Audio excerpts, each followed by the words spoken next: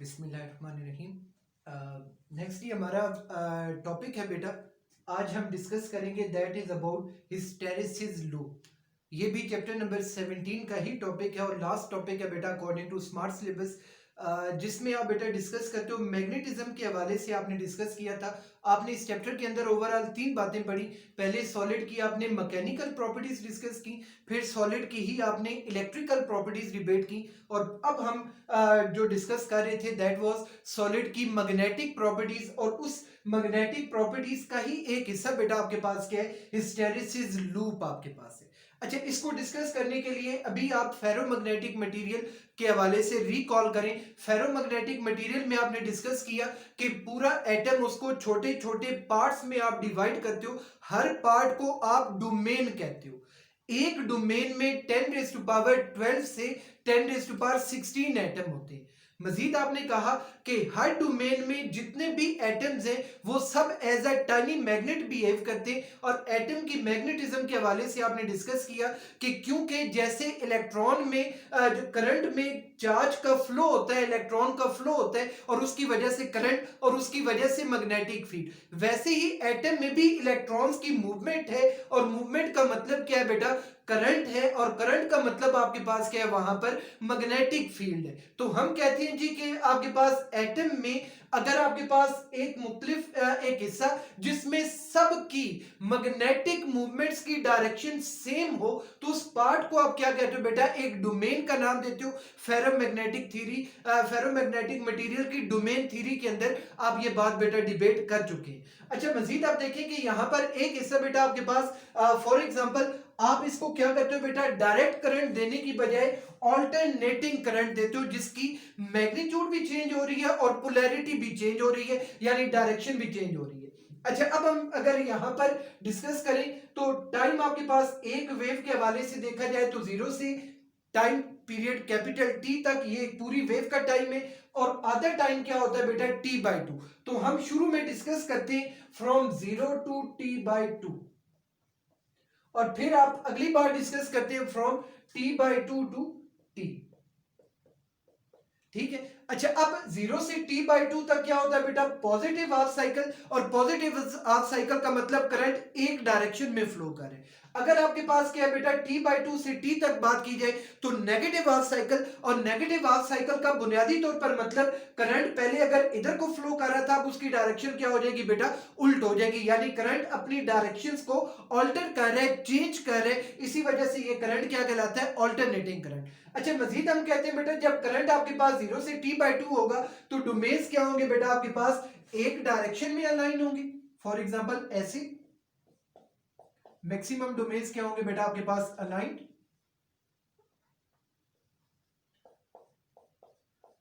और जब t/2 से t आएगा तो जारी बात है, अब इसका एंड क्या है बेटा, ये नॉर्थ, और ये एंड क्या है बेटा, साउथ। लेकिन जब t/2 से t टाइम होगा तो डोमेन्स ऑपोजिट डायरेक्शन में अलाइन होंगे, दैट इज उनकी अलाइनमेंट कुछ यूं होगी। ऐसे आपके पास बेटा डोमेन्स अलाइन होंगे, यूं उनकी बेटा आपके पास अलाइनमेंट है। और ये एंड नेट क्या बन गया, नॉर्थ, और ये एंड क्या बन गया बेटा, साउथ। जैसे आपने डोमेन थ्योरी में पढ़ा, सेम बात कि एक एंड नॉर्थ बन जाता है और दूसरा एंड क्या बन जाता है आपके पास बेटा, साउथ बन जाता है। करंट जब एक डायरेक्शन में होगा तो left and north, right and south. Current की डायरेक्शन उल्ट होने का मतलब मैग्नेटिज्म भी क्या होगी बेटा, रिवर्ट होगी। और ये एंड नॉर्थ बन गया, ये एंड क्या हो गया बेटा, साउथ आपके पास बन गया। अच्छा, अब थोड़ा सा हम इसको मजीद डेप्थ में डिस्कस करते हैं। स्टार्ट में पॉइंट है बेटा O, 0 पॉइंट।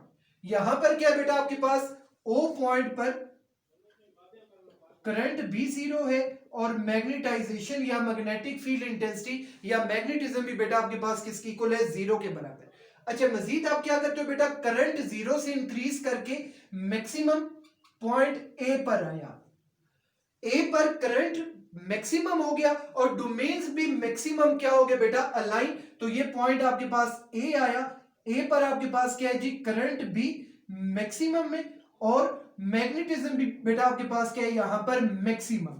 तो हम कहते हैं कि करंट के बढ़ने से मैग्नेटिज्म बढ़ती है, मैग्नेटिक फ्लक्स डेंसिटी बढ़ती है, मैग्नेटिक फील्ड बढ़ती है, मैग्नेटिक फील्ड इंटेंसिटी बढ़ती है। तो हम कहते हैं कि करंट को जब मैक्सिमम पहुंचाओगे, करंट मैक्सिमम हो जाएगा, तो उसी वक्त बेटा मैग्नेटिज्म भी क्या हो जाएगी, मैक्सिमम। एक बात याद रखिएगा, एक्सपेरिमेंटली ऑब्जर्व किया गया कि डोमेन्स के अलाइन होने की स्पीड, उसका रेट कंपैरेटिवली ग्रेटर है और डोमेन्स के डिसअलाइन होने की स्पीड कंपैरेटिवली स्मॉलर है। इसका मतलब क्या कि डोमेन शुरू में बेटा जब अलाइन हो रहे तो बड़ी जल्दी से करंट दे रहे हो और डोमेन्स के अंदर अलाइनमेंट आ रही है, लेकिन जब करंट आप कम करते हो डोमेन उतनी तेजी से डिसअलाइन नहीं होते। क्यों? क्योंकि डोमेन्स के दरमियान आपस में भी तो अट्रैक्शन डेवलप होगी और उसकी वजह से क्या हो रहा है बेटा, वहां पर आप कह सकते हो कि डोमेन्स उतनी तेजी से डिसअलाइन नहीं होते। कहने का मतलब ये कि करंट डिक्रीज होते हुए क्या हो गया बेटा, आपके पास जीरो हो गया, ये पॉइंट आपके पास आ गया, लेकिन सारे के सारे डोमेन्स डिसअलाइन नहीं हुए, कुछ डोमेन्स स्टिल मौजूद है। तो इस पॉइंट को मैं किससे शो कर रहा हूं बेटा, आर पॉइंट से शो कर रहा हूं। और आर पॉइंट पर क्या है बेटा, करंट तो जीरो हो गया लेकिन मैग्नेटिज्म जीरो के बराबर नहीं हुई, क्योंकि कुछ डोमेन्स के दरमियान अट्रैक्शन की वजह से स्टिल अलाइनमेंट मौजूद है। मजीद आपने क्या किया बेटा, करंट को ऑपोजिट डायरेक्शन में लेकर गए, एक पॉइंट आपके पास आया बेटा सी पॉइंट, और सी पॉइंट पर आकर क्या है, करंट ऑपोजिट डायरेक्शन में बट जीरो के बराबर नहीं है, लेकिन डोमेन सारे के सारे क्या हो गए बेटा, डिसअलाइन हो गए और मैग्नेटिज्म यहां पर क्या होगी बेटा, आपके पास जीरो के बराबर होगी। शुरू में करंट भी जीरो, मैग्नेटिज्म भी जीरो, करंट बढ़ाया मैग्नेटिज्म बढ़ गई, पॉइंट ए आया जहां पर करंट भी मैक्सिमम मैग्नेटिज्म भी मैक्सिमम, फिर करंट को डिक्रीज किया, करंट तेजी से डिक्रीज हुआ, मैग्नेटिज्म उतनी तेजी से डिक्रीज नहीं हुई, यानी करंट जीरो के बराबर भी हो गया लेकिन स्टिल मैग्नेटिज्म जीरो के बराबर नहीं हुई। तो हमने उस पॉइंट को क्या कह दिया बेटा, आर से इंडिकेट कर दिया।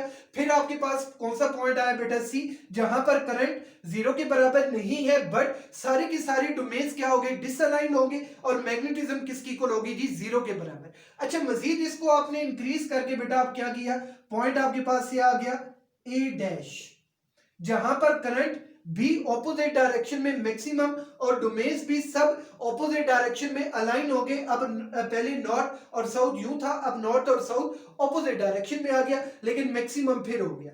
अच्छा, फिर आपने क्या किया बेटा, करंट को डिक्रीज करना शुरू किया, मैग्नेटिज्म उतनी तेजी से डिक्रीज नहीं हुई, पॉइंट क्या आया गया बेटा, आर डैश, जहां पर करंट तो जीरो हो गया लेकिन मैग्नेटिज्म अगेन जीरो के बराबर नहीं हुई। तो ये पॉइंट क्या आ गया बेटा आपके पास, R dash, where current is zero but magnetism is still not equal to zero. और फिर आप इसी से मूव करते हुए फिर किधर चले गए बेटा, सी डैश पॉइंट पर, जहां पर करंट तो जीरो नहीं है बल्कि डोमेन सारे के सारे क्या हो गए, डिसअलाइन हो गए, तो सी डैश आ गया। और फिर आप मूव करके फिर कहां पर आ जाते हो बेटा, अगेन पॉइंट ए पर आ जाते हो, दैट इज इनिशियल पोजीशन पर आप पहुंच गए।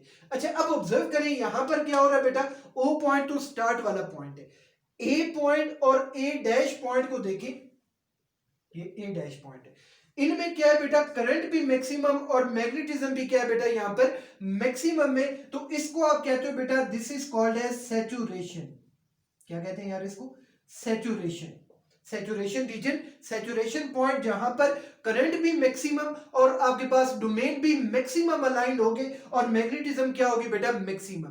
फिर आपके पास क्या है बेटा, आर पॉइंट है और आर डैश है, जहां पर क्योंकि करंट की कम होने की स्पीड ज्यादा, मैग्नेटिज्म की कम होने की स्पीड उतनी ज्यादा नहीं है, हमने कहा कि बेटा आर और आर डैश पॉइंट वो है जहां पर करंट तो जीरो हुआ लेकिन मैग्नेटिज्म जीरो के बराबर नहीं हुई। इस रीजन को, इस पॉइंट को आप कहते हो बेटा रेमिनेंस, रेमिनेंस या रिटेंटिविटी, रेमिनेंस या रिटेंटिविटी, यानी ये वो पॉइंट है जहां पर करंट जीरो के बराबर हो गया बट मैग्नेटिज्म जीरो के बराबर अभी नहीं हुई। फिर आपके पास क्या बेटा, सी और सी प्राइम, ये पॉइंट्स क्या है बेटा, यहां पर करंट तो जीरो नहीं लेकिन डोमेन सारे डिसअलाइंड हो गए और मैग्नेटिज्म किसकी इक्वल होगी, जीरो के बराबर। तो इसको हम कहते हैं बेटा कॉर्सिविटी, कॉर्सिविटी। ठीक है जी, ये कॉर्सिव पॉइंट या कॉर्सिव रीजन या कॉर्सिविटी आपके पास है। और मजीद हम कहते हैं बेटा कि आपके पास ये जो ओवरऑल फिनोमिना है इसको हम कहते हैं बेटा मैग्नेटिक हिस्टेरिसिस। क्या कहते हैं जी इसको, मैग्नेटिक हिस्टेरिसिस। मैग्नेटिक हिस्टैरिसीस का मतलब क्या है कि magnetism lags behind the magnetising current. Current और मैग्नेटिज्म ने इकट्ठे शुरू किया था, करंट मैक्सिमम मैग्नेटिज्म भी मैक्सिमम।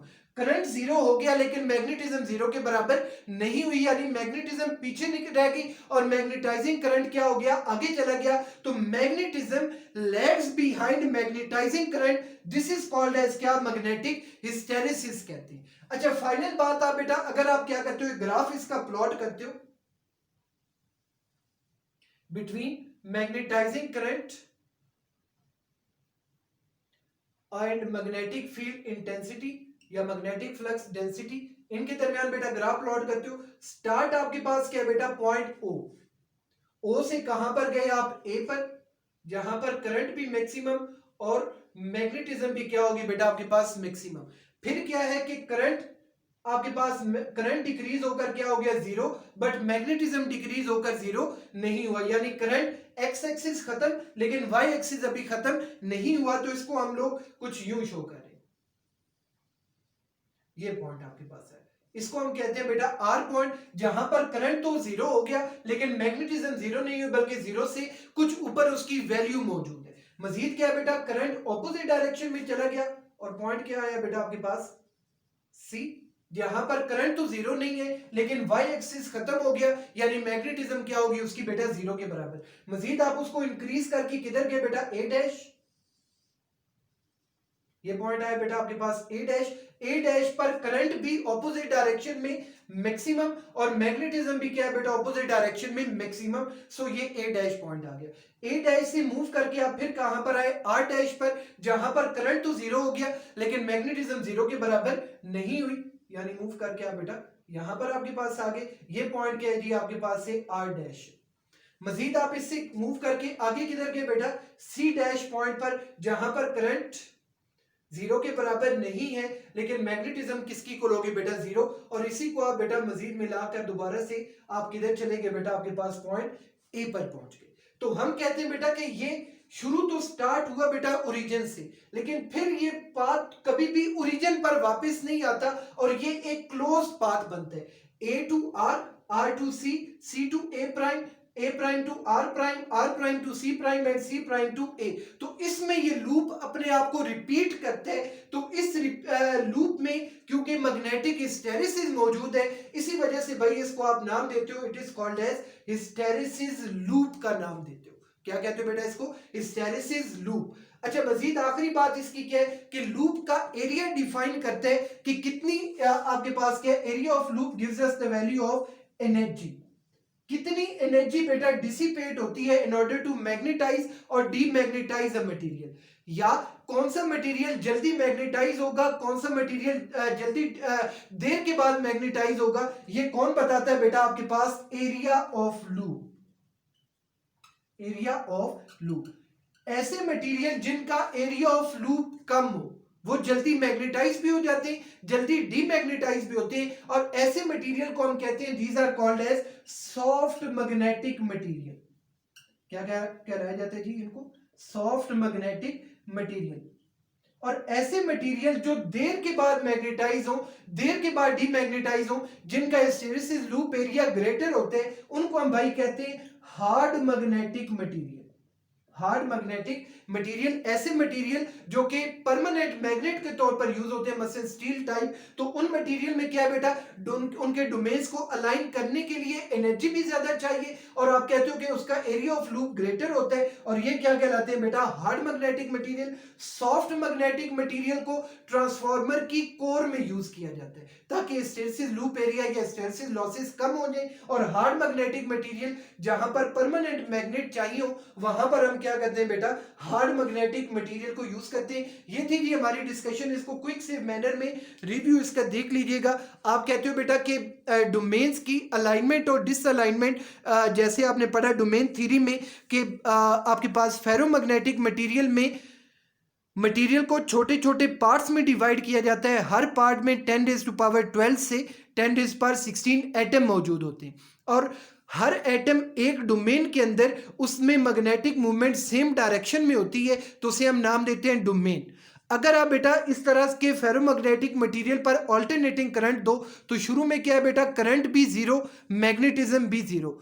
करंट इंक्रीज करके मैक्सिमम हुआ, मैग्नेटिज्म भी इंक्रीज करके मैक्सिमम हो गई। इस पॉइंट को आपने नाम दिया बेटा सैचुरेशन का नाम दिया।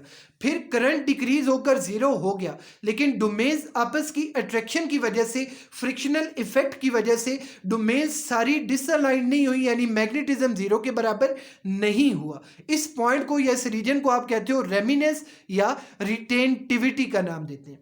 आफ्टर दैट आप ऑपोजिट डायरेक्शन में आपने करंट किया, करंट आपके पास क्या हो गया बेटा, जीरो के बराबर नहीं है, लेकिन सारे डोमेन्स डिसअलाइन होंगे और मटेरियल मैग्नेटिज्म किसकी इक्वल होगी बेटा, जीरो के बराबर। फिर आपने क्या किया बेटा, आपके पास करंट ऑपोजिट डायरेक्शन में मैक्सिमम, मैग्नेटिज्म भी ऑपोजिट डायरेक्शन में मैक्सिमम, यानी ए डैश। फिर आपके पास मूव करके आप आर डैश पर चले गए, जहां पर आपके पास करंट जीरो हो गया लेकिन डोमेन डिसअलाइन नहीं हुए। फिर आप मूव करके सी डैश पर आ गए, करंट जीरो नहीं है लेकिन मैग्नेटिज्म जीरो। और फिर आप अगेन मूव करके किधर आ गए बेटा, ए पॉइंट। शुरू में एक बार ओरिजिन पर होते हो, लेकिन जब एक बार लूप इस्टेब्लिश हो जाए फिर आप दोबारा से कभी भी ओरिजिन पर नहीं पहुंच पाते, बल्कि क्लोज पाथ में मूव करते रहते हो। तो इस लूप को आप कहते हो हिस्टेरेसिस लूप। हिस्टेरेसिस क्यों कहते हैं, हिस्टेरेसिस का मतलब क्या है, magnetism lags behind the magnetising current, it is called as magnetic hysteresis का नाम आप देते हो। फिर हमने कहा कि एरिया ऑफ लूप बताता है कितनी एनर्जी चाहिए मटेरियल को मैग्नेटाइज या डीमैग्नेटाइज करने के लिए, या area of loop he decide करता है कि मटेरियल सॉफ्ट मैग्नेटिक है या हार्ड मैग्नेटिक है। जो मटेरियल जल्दी मैग्नेटिक बन जाए वो क्या होता है बेटा, सॉफ्ट मैग्नेटिक मटेरियल, उसका एरिया ऑफ लूप कम होता है। और जिस मटेरियल को ज़्यादा एनर्जी चाहिए मैग्नेटाइज डीमैग्नेटाइज करने के लिए, वो मटेरियल परमानेंट मैग्नेट के तौर पर यूज़ होता है, उसे आप हार्ड मैग्नेटिक मटेरियल का नाम देते हो। ये आपके पास यूज़ होते हैं hard magnetic material permanent magnet में, और soft magnetic material core of the transformer में यूज़ होते हैं। आई होप कि आपको क्लियर होगा, और इस पर भी कोई क्वेश्चन हो तो ज़रूर आपने बेटा कमेंट सेक्शन में कर लेने हैं, इंशाल्लाह मैं आपको आंसर करने की कोशिश करूँगा। थैंक यू जी, थैंक यू सो मच।